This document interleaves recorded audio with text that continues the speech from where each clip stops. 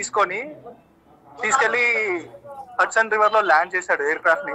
Okay. Luckily all the passengers and crew were alive in that accident. Thank god. మరి we have to wait for the investigation to be announced. అంటే హరికృష్ణ గారు ఇక్కడ అవే doubts వస్తున్నాయి నిజానికి.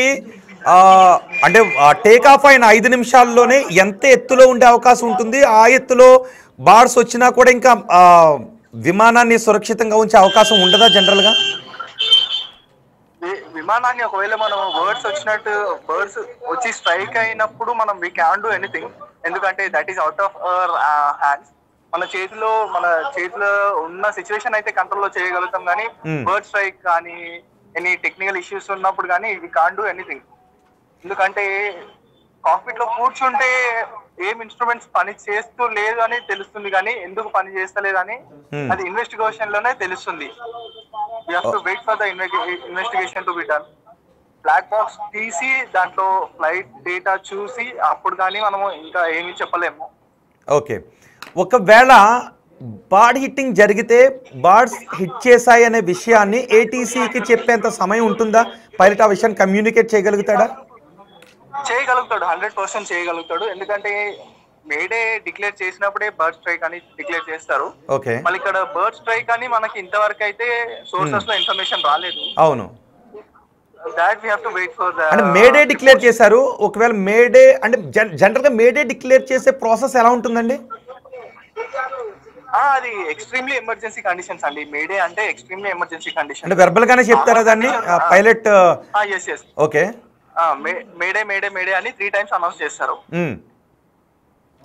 Yes, that is situation. అంటే అది sudden గా అంటే అప్పటికప్పుడు ఏదో జరిగిపోయినప్పుడు ఒకవేళ బార్డ్స్ హిట్ చేసి ఉంటే బార్డ్స్ హిట్ అయిన తర్వాత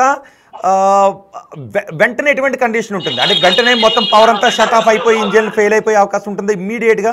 కొంత సమయం ఏదైనా ఉంటుందా?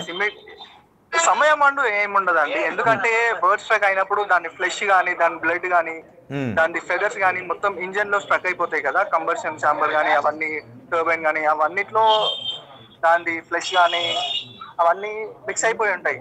ఓకే. ఆ టైంలో లోపల జరిగే మెకానిజం కూడా జెట్ ఇంజిన్ ది ఆగిపోతుంది. జెట్ అందుకే సడన్ గా స్టాప్ అయిపోతుంది అనమాట, షట్ డౌన్ అయిపోతుంది. సో ఇక్కడ మీరు చూసారు కదండి, ఆ విజువల్స్ చూసారు కదా, విమానం టేకాఫ్ అయిన తర్వాత కొంచెం మనకి మళ్ళీ ఆ పైలట్ టేకాఫ్ తీసుకోవడానికి ఏదో ట్రై చేసినట్టుగా కనబడుతుంది, ఏటవాలుగా కనబడుతుంది, కానీ ఆ విమానం అదే పొజిషన్లో కిందకి వెళ్ళిపోతూ ఉంది. సో మీరు ఆ దృశ్యాలు చూస్తూ ఉంటే, విజువల్ చూస్తూ ఉంటే జనరల్గా ఏమనిపిస్తుంది మీకు? అంటే టెక్నికల్గా మీరు అనలైజ్ చేయగలుగుతారు కాబట్టి. టెక్నికల్ గానే అనుకోవచ్చు అండి, బర్డ్ స్ట్రైక్ అయితే కాదు. ఎందుకంటే మనకు విజువల్స్ కనిపిస్తున్నాయి అక్కడ. బర్డ్ స్ట్రైక్ అయితే స్మోక్ ఉంటుంది, ఇంజన్ నుంచి స్మోక్ వస్తుంది, అలా ఉంటది. ఇంజన్ ఫెయిలియర్ కూడా అది ఏం కనిపిస్తలేదు. There might be some flight instruments issues or flight controls ఏదైనా ఇష్యూ ఉండొచ్చు. We don't know exactly. అంటే ఎందుకు ఇన్ని డౌట్స్ వస్తున్నాయి అంటే జనరల్ గా ఫిట్నెస్ సర్టిఫై చేసిన తర్వాత మాత్రమే ఫ్లైట్ టేక్ ఆఫ్ కి అనుమతినిస్తారు, రైట్? కానీ అలా అనుమతినిచ్చిన తర్వాత కేవలం 5 నిమిషాల్లోనే సాంకేతిక సమస్య తలెత్తే అవకాశం ఉంటుందా అనే డౌట్ వస్తుంది. అది ఉండొచ్చా అంటే we can't expect all the instruments to work at the same time. Especially Boeing company ఏమైతుందంటే ఫ్రీక్వెంట్ గా క్రాషెస్ అవుతున్నాయి. ఫ్రమ్ పాస్ట్ ఇయర్స్ చూసుకుంటే every year certain amount of crashes అనేవి బోయింగ్ కంపెనీ నుంచి వస్తున్నాయి. అవును. మరి we don't know exactly what went wrong in this particular aircraft. yes. Okay. మరి చూడాలి, we have to wait for the investigation report and Air India airline report as well. Right right, thank you very much Harikrishna గారు.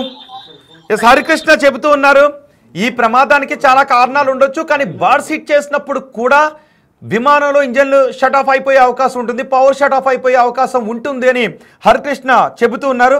So ఇక్కడ చూస్తూ ఉంటే body hit చేసింది అనటానికి అనిపించడం లేదు, కానీ ఏదో జరిగింది. ఆ ఏం జరిగింది? ఏదైనా కుట్రకోణం ఉందా, లేదంటే నిజంగానే ఒకవేళ బాడీ హీటింగ్ జరిగిందా, ఇంకేదైనా సాంకేతిక లోపం తలెత్తిందా? ఆ సాంకేతిక లోపాన్ని ఫిట్నెస్ టెస్ట్ చేసే సిబ్బంది పసిగట్టలేకపోయారా? ఈ డౌట్స్ అన్ని కూడా వస్తున్నాయి. ఎస్, మనకి మరో పైలట్ రాఘవరెడ్డి మనకు అందుబాటులో ఉన్నారు. రఘునాథ్ రెడ్డి. ఎస్, రఘునాథ్ రెడ్డి గారు మనకు అందుబాటులో ఉన్నారు, పైలట్. రఘునాథ్ రెడ్డి గారు నమస్తే అండి. రఘునాథ్ రెడ్డి గారు, ఆ విజువల్స్ చూస్తున్నారు ప్రస్తుతానికి. మనం ఆ ప్రమాదం తాలూకు దృశ్యాలు మాత్రమే, ఎలా జరిగింది అనేది జస్ట్ ఆ వీడియోలో మనకు కనిపిస్తోంది. సో ఈ టెక్నికల్ విచారణ అంతా జరిగిన తర్వాత వాస్తవ కారణాలు ఏంటి అనేది బయటకు వస్తుంది. కానీ ఈలోపు చాలా అనుమానాలు వ్యక్తమవుతున్నాయి. బాడీ హిట్టింగ్ జరిగిందా, లేదంటే టెక్నికల్ సిబ్బంది సాంకేతిక లోపాన్ని ముందుగా పసిగట్టలేకపోయారా, కుట్ర కోణం ఉందా, ఇలాంటి డౌట్స్ అన్నీ వస్తున్నాయి. సో ఆ విమాన ప్రమాద దృశ్యాలను, ఆ చివరి 30 సెకండ్స్ దృశ్యాన్ని చూస్తుంటే మీకు ఏమనిపిస్తోందండి జనరల్గా? ఈ సాంకేతిక లోపం అయ్యి ఉంటదండి. ఎందుకంటే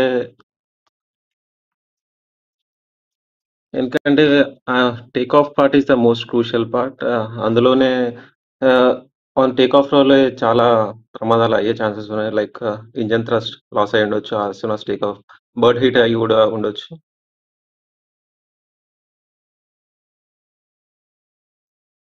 సందర్భాలు ఎప్పుడు ఉంటాయండి?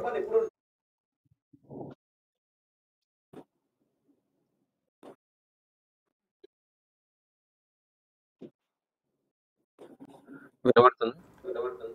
రఘునాథ్ రెడ్డి గారు, ఇంజిన్ థ్రస్ట్ మొత్తం షట్ ఆఫ్ అయిపోయే సందర్భాలు ఎప్పుడెప్పుడు వస్తాయి? ఒకటి బాడీ హీటింగ్లో కూడా వస్తాయా? బర్డ్ హీటింగ్‌లో వస్తాయండి. అండ్ ఇంజిన్ స్టాల్ అని కూడా ఉంటుంది. అది మోస్ట్ అన్‌లైక్లీ ఒకేసారి ఈ 2 ఇంజిన్స్ కావడం. 1 ఇంజిన్ అయ్యే ఛాన్సెస్ ఉంది గానీ, both engines at a time అవ్వడం చాలా తక్కువ. కానీ అహ్మదాబాద్ ఎయిర్‌పోర్ట్‌లో చాలా బర్డ్ హి ఉన్నాయండి, బర్డ్స్ 2 ఉంటాయి. ఇంజిన్లేనా? 2 ఇంజిన్‌లే ఉంటాయండి 787. ఉండొచ్చా? 4 ఇంజిన్స్ కూడా ఉండొచ్చా? ఇప్పుడు 787కి ఓన్లీ 2 ఇంజిన్స్ ఉంటాయండి. వేరే 4 ఇంజిన్స్ అనేవి ఇప్పుడు ఇండియాలో లేవండి. 2 ఇంజిన్లు కూడా ఒకేసారి షట్ ఆఫ్, అంటే ఒక ఇంజిన్ని బాడీ హీటింగ్ జరిగితే రెండో ఇంజిన్ కూడా షట్ ఆఫ్ అయిపోతుందా? ఆ! అది అవ్వదండి. ఏ ఇంజిన్‌లో అయితే బర్డ్ ఇంజెక్షన్ అయితే ఉంటదో, అదే ఇంజిన్ షట్ ఆఫ్ అయ్యే ఛాన్సెస్ ఉంటది. కానీ ఒక ఇంజిన్ షట్ ఆఫ్ అయ్యా గానీ, ప్లేన్‌కి ఒకే ఇంజిన్ మీద అవ్వే అయ్యే కేపబిలిటీ ఉంటది. సో, ఒక ఇంజిన్ మీద ఫ్లై అవుతూ మళ్ళీ వచ్చి రిటర్న్ ల్యాండ్ అయ్యే కేపబిలిటీ కూడా ఉంటది. ఇక్కడ బాడీ హీటింగ్ అయితే కాదు, బహుశా ఒక ఇంజన్లో బాడీ హీటింగ్ జరుగుంటే ఇంకొక ఇంజన్తో విమానాన్ని సురక్షితంగా ఫ్లై చేయడానికో లేదంటే ఎమర్జెన్సీ సేఫ్ ల్యాండ్ చేయడానికి అవకాశం ఉండేది. కానీ ఇక్కడ పైలట్ మేడేని ప్రకటించి క్రాష్ ల్యాండ్ చేశాడు అంటే ఒకటి బాడీ హీటింగ్ కాకపోవచ్చు అని అనుకుంటున్నాం. ఇక కుట్ర కోణం ముందుగా పసిగట్టలేని సాంకేతిక కారణం. అది బ్లాక్ బాక్స్ వచ్చాకనే అందులో ఉన్న డేటా ఎక్స్ట్రాక్ట్ చేశాకే చెప్పొచ్చండి. ఎందుకంటే ఇది చాలా ఇనిషియల్ స్టేజెస్ చెప్పడానికి ఇంకా బ్లాక్ బాక్స్ డేటా తీసి ఇంకా 1 ఆర్ 2, 3 డేస్ తర్వాత దాని డేటా బయటికి చెప్తారు కదా! అప్పుడే తెలుస్తది.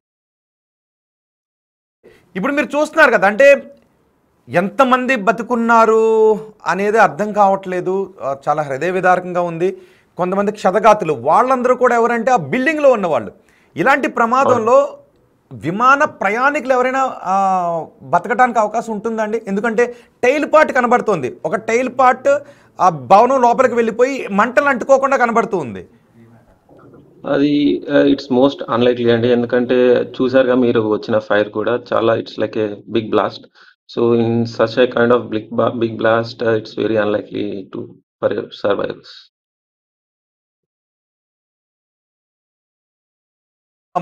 సహజంగా ఎంత వేగం ఉంటుందండి ఆ సమయంలో? సరిగ్గా టేక్ ఆఫ్ తీసుకునే సమయంలో విమానం క్రాష్ ల్యాండ్ అవుతూ ఉంది కదా, ఆ సమయంలో దాని వేగం ఎంత ఉంటుందండి? Around 250-300 kilometres per hour.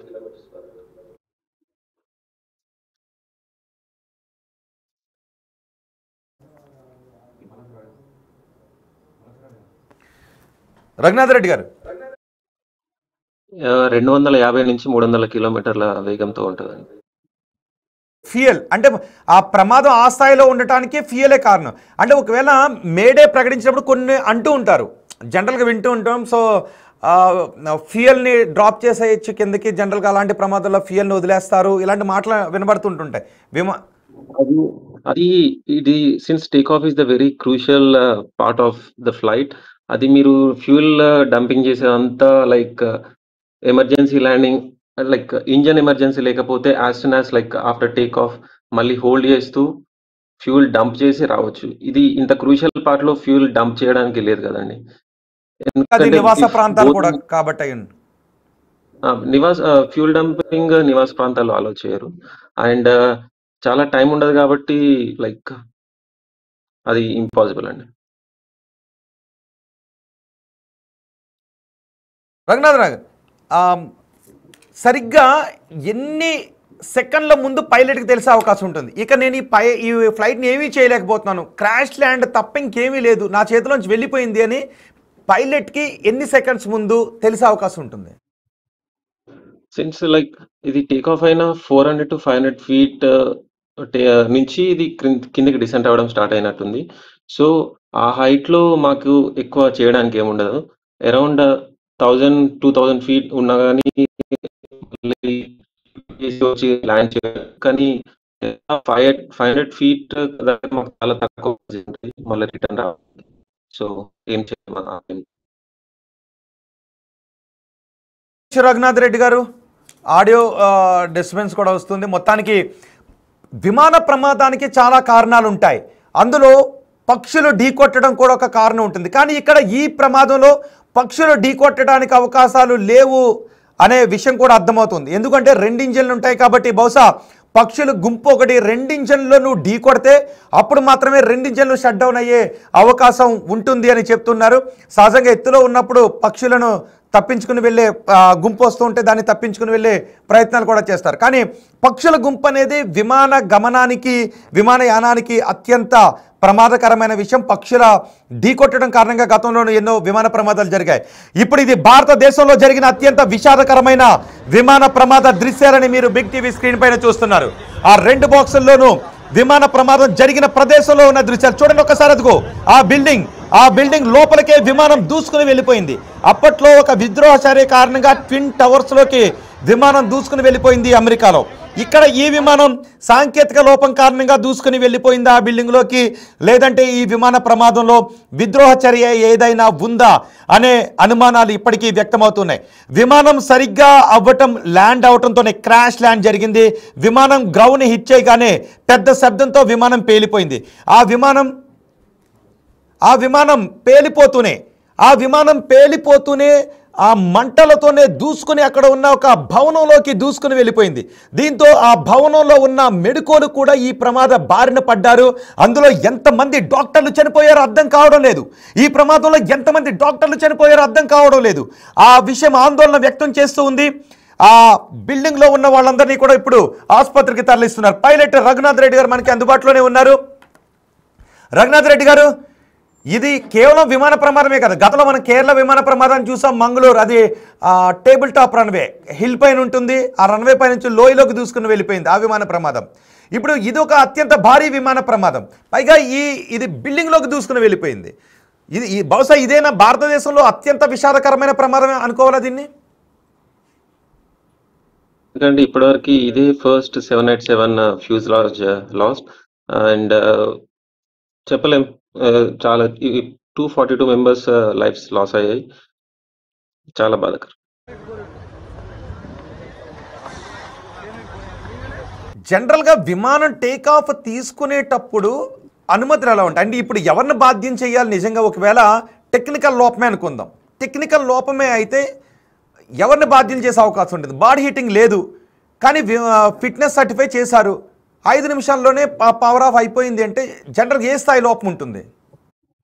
అది 5 మినిట్స్ కూడా కాదు, 2 or 3 మినిట్స్ లాగానే ఉంది చూడడానికి. It is not a bird heat and 2 engines లో పవర్ లాస్ అయ్యి ఉంటే కూడా ఎక్కువ ఏం చేయలేరు. 1 ఇంజన్ లాస్ అయితే ఈజీగా రికవర్ చేయదు.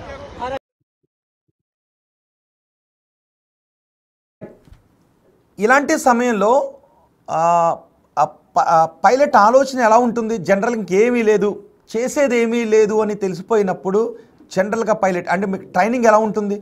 మేడే మేడే మేడే అని 3 సార్లు అనేటప్పుడు. సో మేడే అనేది ఎమర్జెన్సీ కాల్.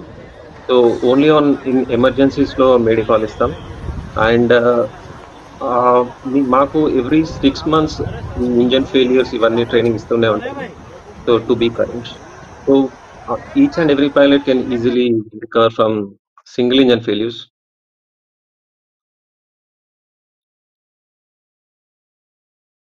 షట్ డౌన్ అయిపోవడం, ఎగరలేక కింద పడిపోవడం అంటే మనం చూసాం.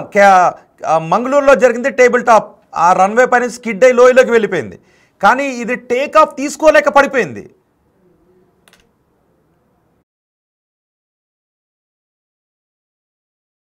కానీ 2 ఇంజన్స్ కాబట్టి అది 2 ఇంజన్స్ ఫెయిల్యూర్ అయితే దానికి ఎగరడానికి థ్రస్ట్ ఉండదు. సో అది డిసెండ్ అవుతూ ఉంది. So in that case no one can do anything.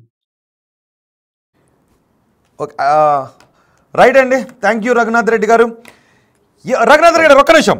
Raghunath Reddy గారు, ఈ విమానానికి AI-171 బోయింగ్, గతంలో కూడా ఈ విమానానికి సాంకేతిక లోపం తలెత్తింది డిసెంబర్ 2024లో. అప్పుడు కూడా ఎమర్జెన్సీ ల్యాండింగ్ చేశారు. ఆ సమయంలో 300 మంది ప్రయాణికులు ఉన్నారు అని.